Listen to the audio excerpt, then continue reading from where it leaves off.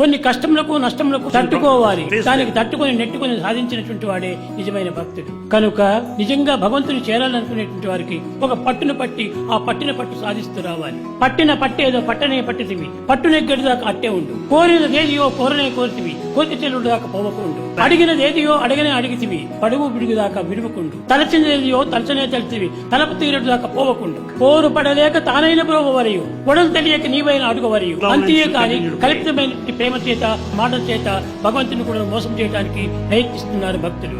ఇలాంటి దీనికి భగవంతుడు ఎప్పటికీ చిక్కడు. కానీ మనకు ఎంత ప్రమాదం వచ్చినప్పటికీ, ఎటువంటి కష్టములు కలిగినప్పటికీ దాన్ని తట్టుకుని నెట్టుకుని ముందుకు సాగిపోవాలి. భగవంతుడు కష్టంలోనే మనకు లభిస్తాడు. సుఖం చేత మనకు సుఖం చిక్కదు, కష్టం చేతనే సుఖం చిక్కుతుంది. ఈ కష్టంలో భగవంతుడు అందించినటువంటి వరప్రసాదములుగా భావించాలి. కనుక అట్టి దానిని మనం స్వీకరించి ఆనందంగా అనుభవించుకొని ఆచరణలో పెట్టి మనం అందుకోవాలి ఈ ఆనందం.